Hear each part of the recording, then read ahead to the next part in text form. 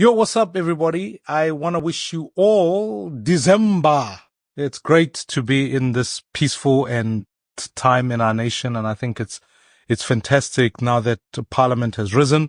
I get to speak to you a little bit about what some of the issues that are creeping up and are about towards the end of the year.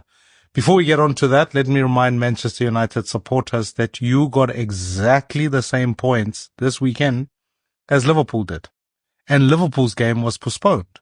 So 0 for both. And so to United fans, maybe you must adopt the Liverpool strategy. Postpone games. Just don't play. You are better off than giving hope, and then getting disappointed. But nonetheless, you are no longer the best team in Manchester. You got a big game coming. I wish you well. But, on a couple other things, there's just been some really important thing as we head towards the year. I'm not discussing Kaizer Chiefs. That is a family matter. We don't discuss it. And so, that one I will leave for another day. But let me focus a little bit about something that has occurred. And I've known before, I've said this issue about policy differences between the ANC and the DA. And this government of national unity had not always been foregrounded on policy. It was foregrounded on electing the president, a statement of intent. But more than anything, this is the first clash that is occurring that potentially could have incredible consequences. Let's track the argument for 1 second. The first is, it was always common cause that the ANC endorses the idea of the Bella Bill. It was always common that the DA opposed it. Now, before, when I've spoken to you about the Bella Bill, I've raised the fact that, I think there are some aspects of the bill that are necessary and that are good, such as inclusion of more South Africans into the education system. There are some aspects that need to be clarified or strengthened to make sure that school governing bodies still can decide decisions about their language choices, but it cannot be to the exclusion of any South African. And therefore, in this regard, these are contentious issues in public policy. Whereas I think, broadly speaking, any bill that seeks to enhance inclusion, bring on more South Africans, provide more equitable and fairer education is good. Now, there were some principled debates between the two parties. On the first instance, I rejected the idea that people can lobby the president privately to be able to get concessions made. I didn't think that was good practice, and I'm saying it again. It's not good lawmaking. The laws in this country are made in Parliament. And so if you've got a problem with a bill, that's where it's got to go. But here is the next problem that system has created, is that another deal was done at NEDLAC that included another side aspects as to where this bill goes. Again, Parliament not being involved, eventually the Deputy President ended up saying he distances himself from this deal and this decision, and it involved, in this instance, what was seen as an aspect of what the Minister of Education then got dragged into. You cannot create in a democracy multiple centers of power. It ends up in a mess. And this is the mess that you are seeing. You've got other people who feel like they can meet what I would like to call the Voortrekker caucus, which meets at the Voortrekker Monument, lobbies, has memorandum. That's one space. You've also got this now NEDLAC agreement. You've also got a clearing house, if you add that onto that. And lastly, now you've got multiple lobby points. And then the GNU itself. South Africa. We need one place where our laws are made. We need one place where we can be able to voice our views. Public submissions are done to Parliament. Parliament signed in a law. You might disagree with it, but the reality of it is that the president signed the bill into law. And Friday the 13th comes around, and that law and the clauses that were suspended now will come into play. Except there is a challenge here, in that it will have consequences on the Minister of Basic Education. Now, I feel it would be unfair for her to be removed for standing on principle. She stood for principle for her party. She's entitled to hold an opinion about why her disagreements are with the Bella Bill, as was always the case. And now there are others who want to lobby privately so that she can be removed. Another lobby group created to change the structure of the executive. That surely can't be allowed. That surely goes against our very principle of what we appoint the president to do, which is his prerogative to appoint his minister. Now, in a democracy, especially when you have a coalition government, some lessons become very apparent. The one key lesson is that you have to share power, which means you have to compromise. The second lesson is that the ANC hasn't won an outright majority. So it has to accommodate different views. And that must be the practice of cabinet. But you can't, if there's a view that you disagree with, have parallel structures that seek to destabilize. That is not the future of our democracy. So my suggestion in this instance is that there needs to be an agreement between what happens in cabinet. The president will do well to protect his ministers, even if they come from different parties, because he is not voted at the office of president as president of the ANC. He's now the president of the republic. He's the president of the government of national unity. And all of the cabinet ministers, if he expects the same from them in return, which is that they get to serve with him and serve the interest of the republic, he needs to give them the protection they deserve from outside factors that are not in the cabinet. And therefore, the handling of this issue will be a fundamental determinant as to what the long-term sustainability of the government of national unity is. And therefore, it is a moment. It is a moment to be able to secure the interests of all South Africans. It is a moment to restore lawmaking ability. And it is a moment to ensure that, which is the core business of what we've got to do, we've got to ensure that our education system is set on the correct path.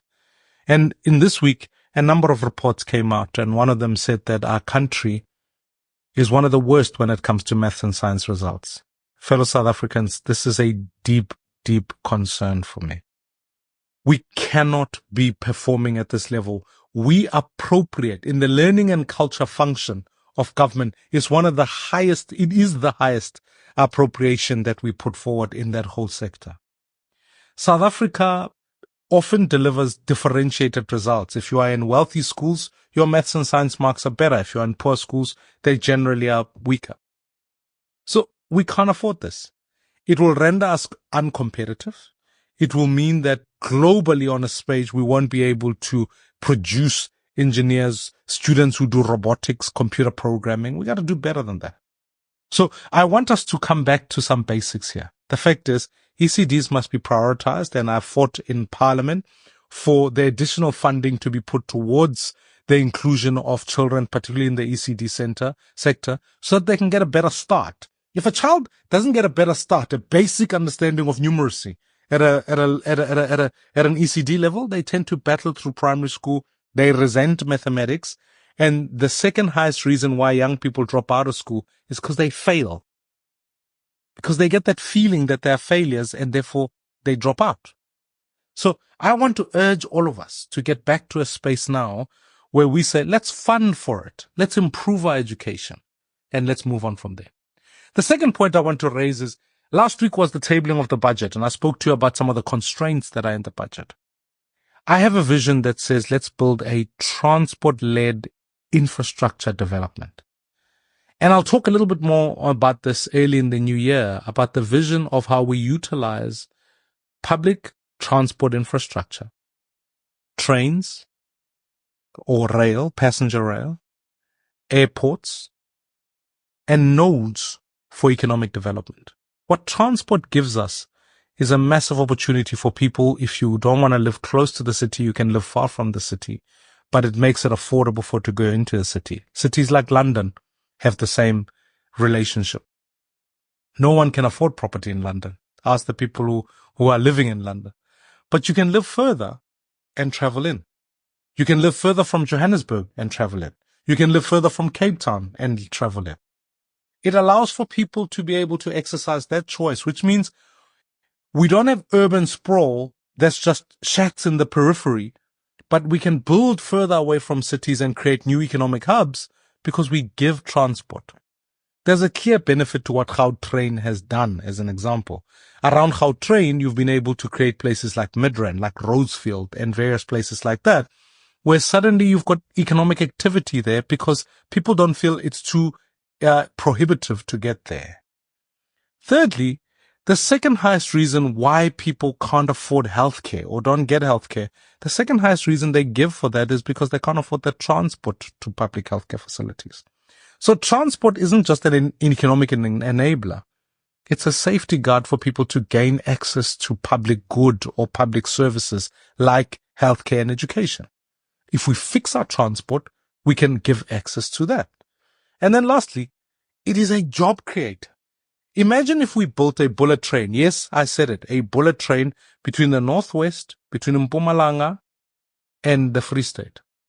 You create a triangle of economic activity where if you wanted to go to Sun City on a tour, you could just get a bullet train there. But it means along the route, you not only are asking people to build it, which creates jobs, you are also creating economic activity around game reserves, around making sure people know that those become part of their access. Imagine being on a train to God's window in Mpumalanga and seeing those amazing bridges. Imagine being able to go to the Free State and being able to see some of the history that sits there. These are opportunities. And I think that countries all over the world that have seen themselves grow have done so through infrastructure. You can borrow for infrastructure. At this point in time, sometimes I feel like we borrow money to pay for groceries. We should borrow to build infrastructure. Infrastructure has a massive, massive opportunity. So for me, I want us to be ambitious. We've got to be growing at between 3 to 5%. Then that way we can begin to make a dent on the economy. That's what I'm focused on. Let's build for the future. Let's build an education for the future. Two last things, and then I will chat to you again in the near future. This is the first. The second one is that, hey, we are seeing democracy all over the world. We're seeing in our region, as I spoke to last week about Mozambique. This week, I got some disturbing news from Namibia, and that those elections now are equally rigged and all of that. So there's a cultural practice that is seeing more and more people end up with elections that are not democratic, not well protected. But all along, there's always hope. And I want to congratulate Ghana, the Ghanaians, for their incredible election. I want to wish them well. I think that it's always good when particularly an African country, it demonstrates that elections can be held. The president there was president before.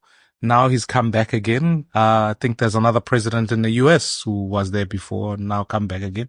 So these things do happen. I'm hoping it doesn't happen here in South Africa. I'm not saying anything. I'm just warning on the side here. There was a president who left. Now he wants to come back. Just saying, let's not do that. But let us learn this one lesson, which is that where there's democracy, we can ensure that elections are free and fair.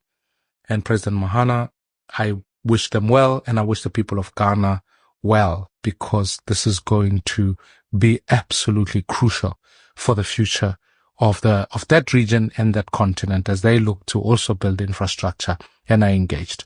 So on those words, I want to wish you a very peaceful December. Remember, don't drink and drive. I know everyone says it, but don't do it. Let's make sure our homes are safe. Let's make sure they are places of peace. And let's make sure that as we look towards Reconciliation Day, we always seek to live peacefully with all men. So I wish you strength. Much love. Thank you.